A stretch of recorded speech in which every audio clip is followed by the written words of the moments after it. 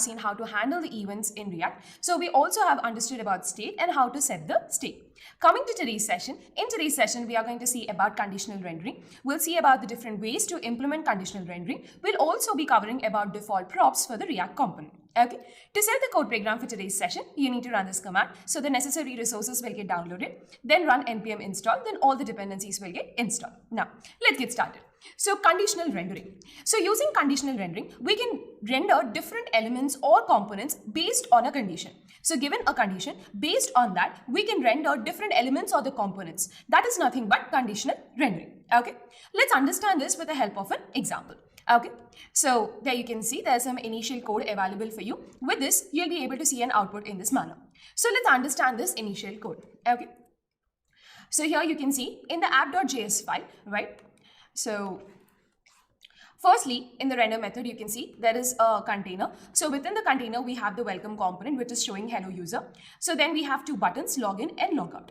Okay, so with this, we are able to get an output, which we have seen. So let's have a look at that. We'll run npm start. So we'll go localhost :3000. And there you can see we have hello user, and then there's login button and the logout button. Okay, so here actually what we want to achieve is that, so based on whether the user is logged in or not, so if the user is logged in, then we want to display the logout button. If the user is not logged in, then we want to display the login button, right? So there is general requirement in any website, right? So if the user is logged in, we have to show the logout button. So if the user is not logged in, then we have to show the login button, right? So we want to apply this thing. So here you can observe the condition, right? Whether the user is logged in or not. So based on that, so we want to render different elements. So if the condition is satisfied, then we want to display one button. If the condition is not satisfied, then we want to display another button. Okay, so this is the requirement. So we can achieve this using the conditional rendering. Okay, so here you can see that we already have is logged in the state. So based on this, so we want to either render the login button or the logout button. So based on this value. So here currently it's is logged in is true. So when is logged in is true, what do we want to display? So if the user is logged in, then the option would be logout, right? So we want to display logout. If this is logged in is false, then we want to display the login button. Okay, so this is the requirement that we have. Okay, clear? So now let's understand how to achieve this using the conditional rendering. Okay, so when it comes to conditional rendering, there are different ways to implement. Okay, so one of the ways could be using the if-else statement. Another one is using element variables, ternary operators, or using the logical and operator. We'll cover all of these ways. Okay, starting with the if-else statement. Okay, so now as we understood, so based on is logged in, so we want to display the buttons. Okay, so here you can see that we have added that logic into a function. There you can see render auth button, which is an arrow function. So there from the state we are accessing is logged in. Okay, and then we have written the condition that if is logged in is true. Okay, then what is a button that we want to render? Logout, right? So we are returning that JSX element. Okay, otherwise we have to render the login button. So we are returning the login button. Okay, clear? So if the condition matches, then the logout, otherwise the login. Okay, so we have written this method, and we are calling this after the welcome component. Okay, so appropriately, so this method will be called, and there from the is logged in, so the condition will be checked, and either of these will be rendered. Okay, so based on a condition, we are rendering different elements, right? So we can use if else in this manner. Okay, so with this, you'll be able to see an output in this manner. So if is logged in, okay, is logged in is true, then you can see we have the logout button. So when is logged in is false, so you can see we have the login button. All right, clear? Okay, now let's give this a try. Okay, so here as we understood, so based on this is logged in, so we want to display either of these buttons. Okay, so now let's add this logic into a method. Okay, so let's call that render auth button. So it's an arrow function. So here, firstly, we'll access is logged in, right? So it's based on that. So let's access that. Constant is logged in equal to this dot state. Okay, so with this we are getting the is logged in value. So now we'll use an if else, right? So if is logged in is equal to true, so if it is true, then what do we have to do? We have to render the logout button, right? So let's return this JSX element. Okay, so return, I'm returning this JSX element. So in all other cases, we want to display the login button. That is, if is logged in is false, then we want to display the login button, right? So let's return this from here. Okay, so in this way, we are returning the logout when the condition is true. Otherwise, we are returning the login. Okay, so now let's call this function here where we want to display. So after the welcome component, we want to display the button, right? So instead of this, now we'll call this method, okay? So with this, so firstly the welcome component will be rendered, then this function will be called. So where based on the value in the state, right? So appropriately the condition will be checked and then the necessary element will be written and that will be rendered here, okay? So I'm saving this, okay? So now here you can see that there are a little bit warnings here. So there you can see compiled with warnings. So let's have a look at it. So missing an explicit type attribute for button. As we understood, for button, we need to mention type, right? So we have to write type equal to button. So similarly for this too. So you have to just mention this, okay? So there you can see. So now, so initially if you observe the state object, so is logged in is true, right? So that's the reason you can see that we have the logout button. Now let's make that false, okay? And see what button we'll get. Okay, so there you can see now we have the login, okay? Clear? So based on a particular condition, we are rendering different elements, right? So we have seen this output. So now this was one way. There's another way, that is using the element variables. Let's see how to do that.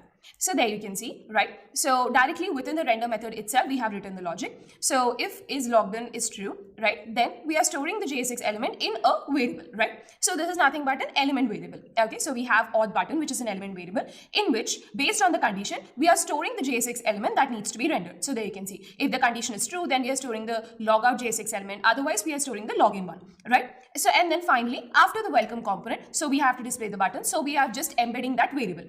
So the JSX element present in that variable will be appropriately added there and rendered. Okay, so here this auth button is an element variable. So you can store the JSX elements in a variable and then appropriately embed them in this manner. Okay, clear? So with this, you'll be able to see an output in this manner, right? So here the is logged in is false. So there you can see we have the login button, right? Similarly, when is logged in is true, you'll be able to find the logout button. Okay, let's give this a try. So another way to achieve conditional rendering is using the element variables, right? So here I'm going to just move this logic. So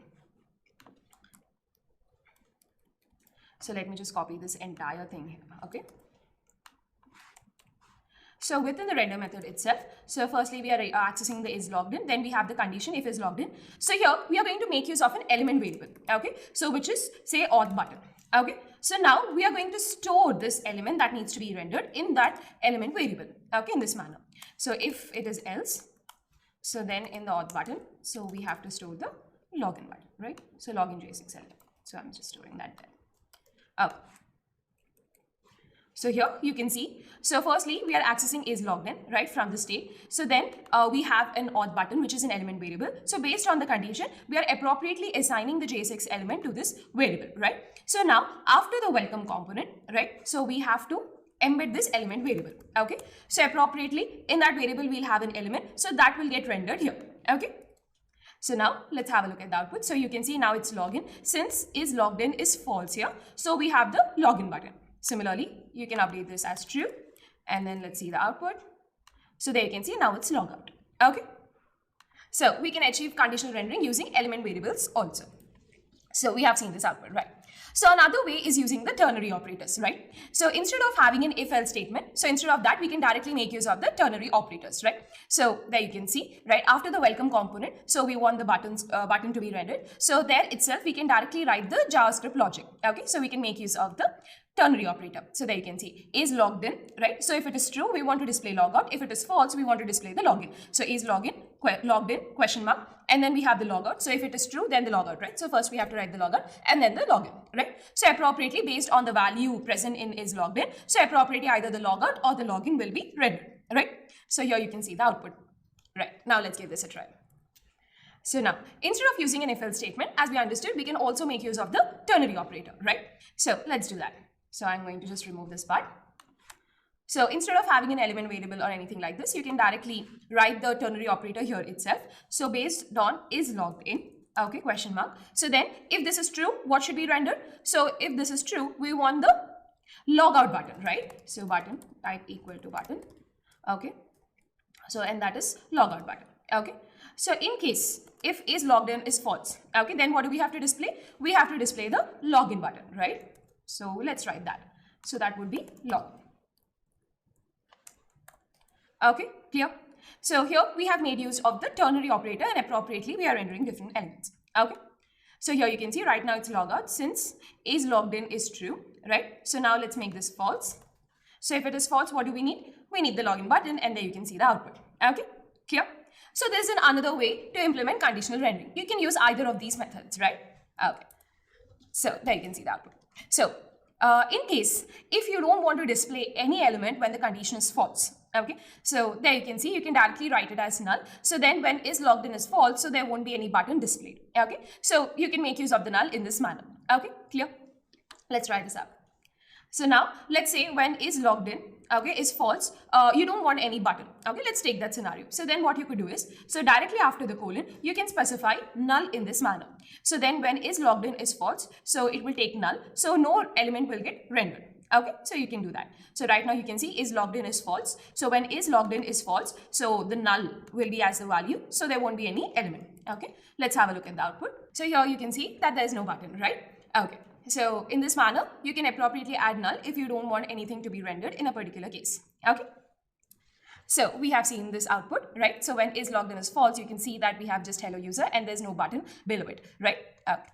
So we have seen these three ways. There's one more way, that is using the logical and operator. Using this also we can achieve the conditional rendering. So let's have a look at that. So there you can see, right? So is logged in and then we have written the element. Okay. So let's understand how it is. Okay. So when is logged in is true. Okay. So only then the logout button will be rendered. Okay. If is logged in is false, then the button will not get rendered. Okay. So in this manner, you can make use of this and operator and write it. Okay, there you can see, right? Is logged in and you'll write the J6 element that needs to be rendered. Only when is logged in is true, then the element will be rendered. If it is false, so then the element will not be rendered. Okay, so similarly, we can add another case for the login button. So it should be the negation of this value, right? So we have added not there, not operator. So the exclamation, which is a not operator. So not is logged in. So it'll be the opposite value. So only when that is true, so then the login button will be displayed, right? So in this manner also, we can make use of the logical and operator. Okay, clear? So this is basically, let's say you have only one thing to display, like in our previous case, right? So always you can make use of this and operator, right? Okay, so with this you can see the output. When is logged in is false, we have the login button. Okay, so we have seen all these four ways, right? Let's give the last way a try. So as we understood, one way is using the ternary operator in this manner, right? Another way is making use of the logical and operator. Okay, so is logged in, if it is true, then what do we have to display? The logout button. So you can make use of the and operator, and here you can specify the element that needs to be rendered when this is logged in is true. So which is nothing but the logout button, right? So I mentioned the logout. So here we also have to write, so type equal to button.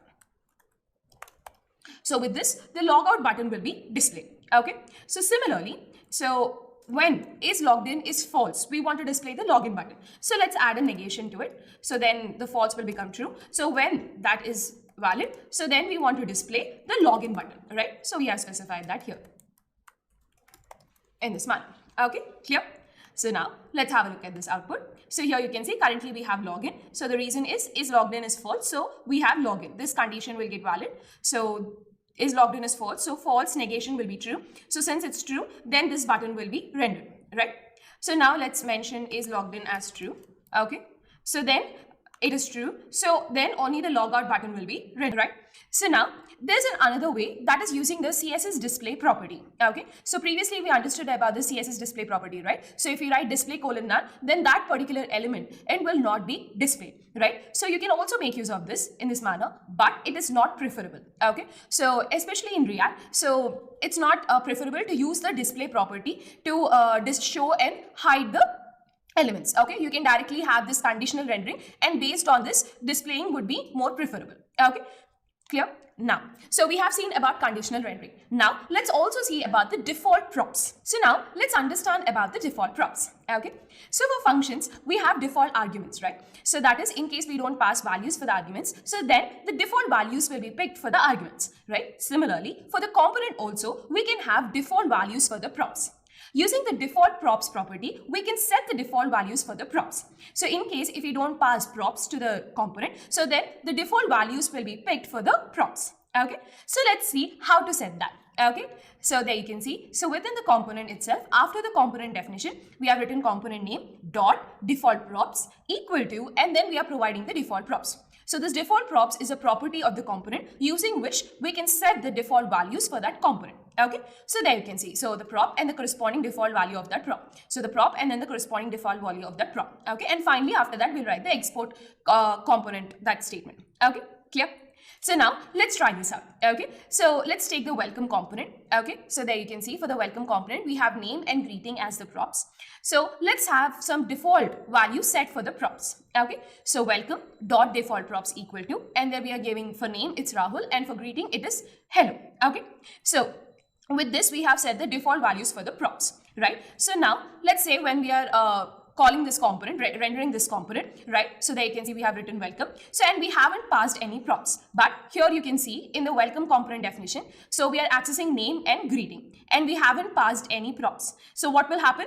The default values for the props will get picked. So we have set the default props here, right? So from this they will be picked, right? So that's the reason we have the greeting as hello and the name as Rahul, right? So in this way we can set default values for the props using the default props property. Okay, clear? So now in case you specify one of the props, say for greeting we have specified hi, right? So then you can see we got hi Rahul. Okay, so if we specify the prop, then that will get picked. In case if we don't specify the prop, then the default value will be picked. So here we haven't specified the name, so the default value got picked, right? So we already are familiar with the functions, so it's just similar to this. Okay, clear?